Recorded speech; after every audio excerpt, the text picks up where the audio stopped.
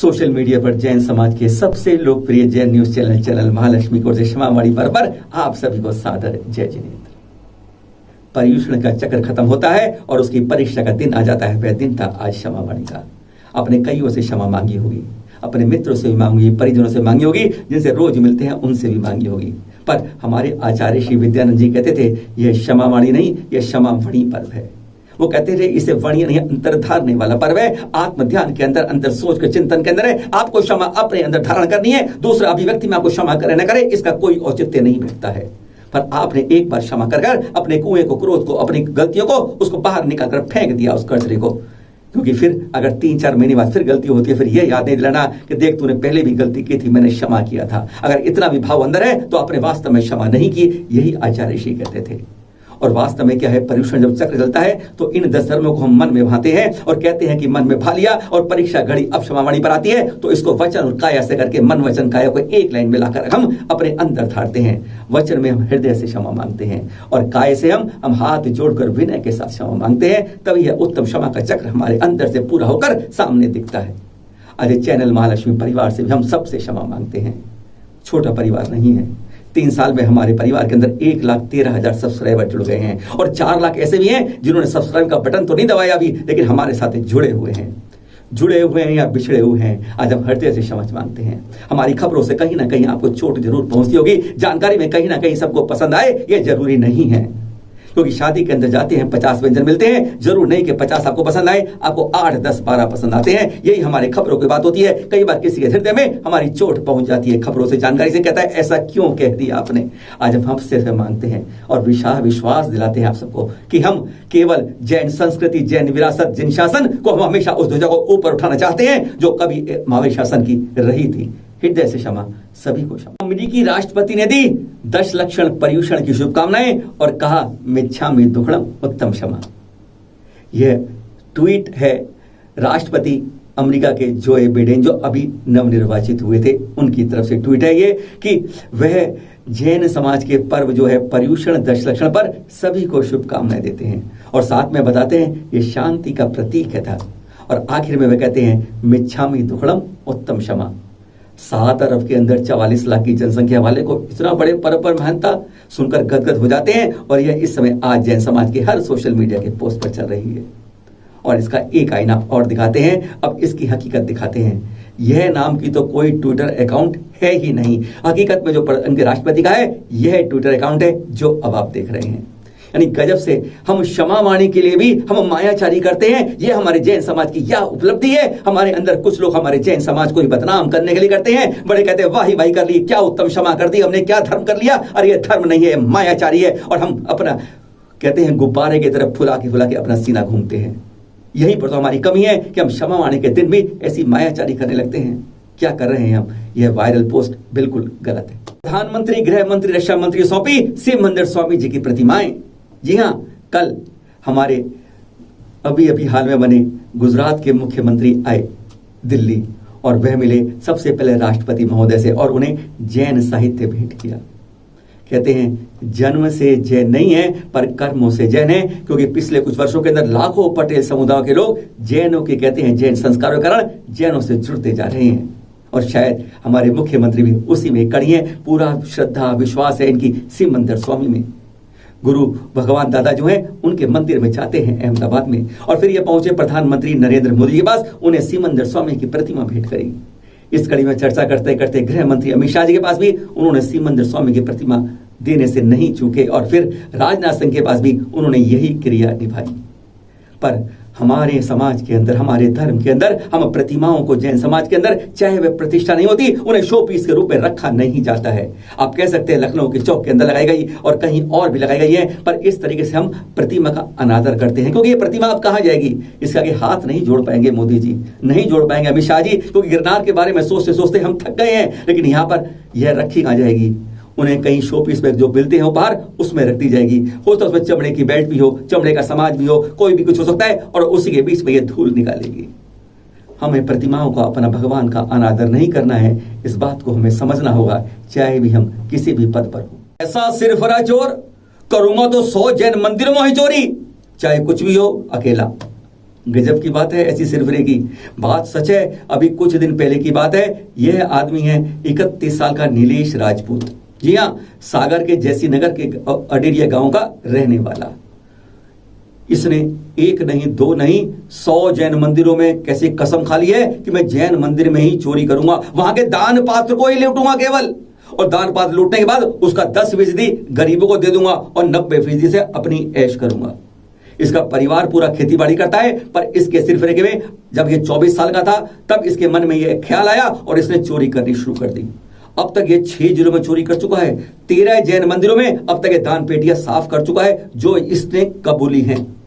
चाहे वह दमोह हो, नरसिंहपुर का मंदिर हो, रायसेन का मंदिर हो, सागर का मंदिर हो, विदिशा का मंदिर हो, इटारसी का मंदिर हो, सब के इन 6 जिलों के अंदर 13 मंदिरों में चोरी कर चुका है।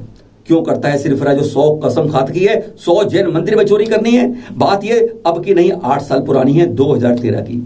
यह सागर के बंडा मंदिर के आगे चबूतरे पर बैठकर शराब पी रहा था। सुबह की बात है, और जब सिक्योरिटी गार्ड ने टोका कि भैया शराब मत पी, तू में बढ़ गई और इसने फिर गुस्से में अपनी बोतल उठाई, शराब की खाली बोतल को सर से उसके पटक के सर पर मार दिया।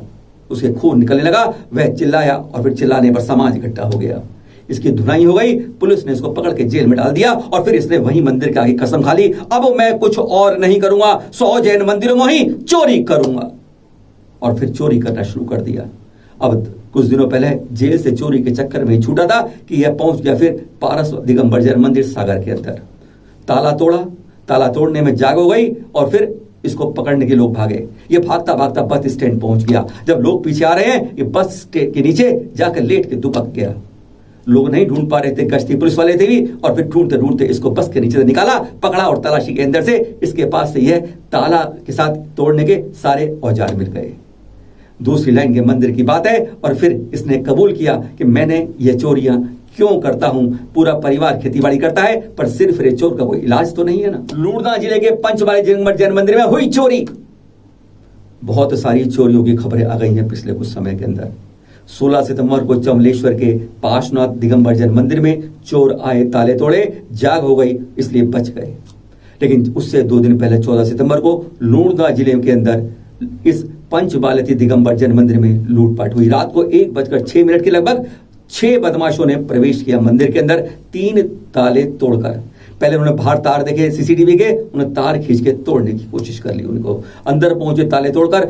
1:23 की चित्र की बात थी। उन्होंने देखा सीसीटीवी कैमरे की उन्होंने वहां पर, तो एक कैमरे पर उन्होंने कपड़ा ढक दिया। सारे अच्छे थे, घड़ी पहन रखी थी और अच्छे कपड़ों में नजर आ रहे थे, मुंह पर सबने अपने कपड़े ढके हुए थे। लेकिन 2 सीसीटीवी कैमरे नहीं देख पाए और उनसे सारे चित्र कैमरे में कैद होते गए। उन्होंने सारी वीडियो के ऊपर जाकर छत्र उठाए और दान पेटी तोड़ने की कोशिश की। दान पेटी नहीं टूट पाए, दान पेटी उठा के ले गए, जो आगे दूर जाके एक गांव के अंदर टूटी हुई मिली।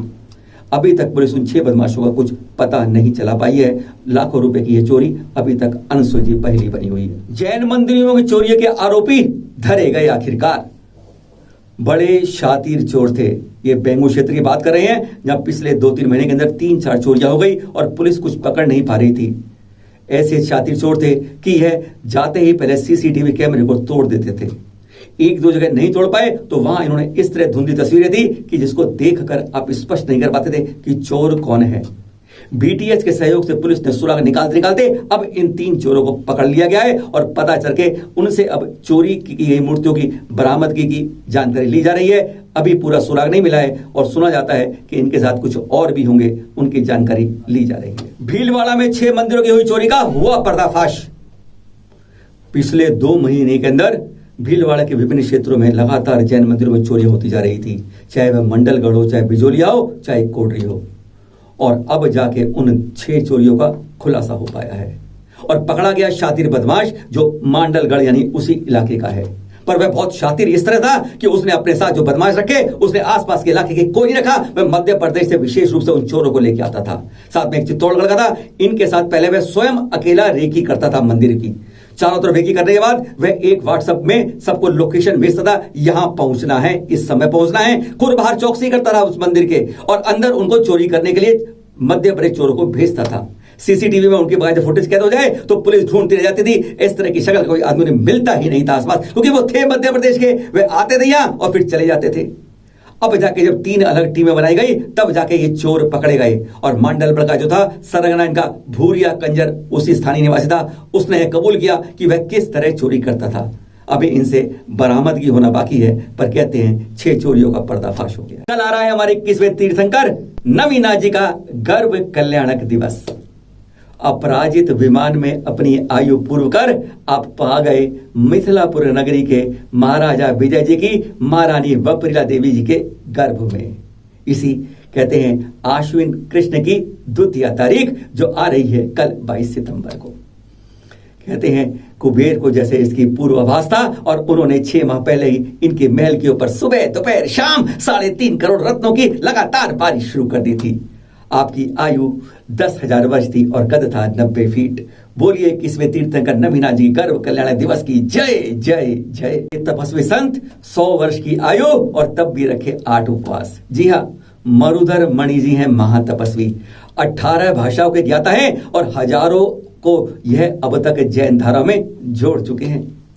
100 साल की आयु पूरी कर ली है पर पर्युषण के पूरे 8 उपवास रखे।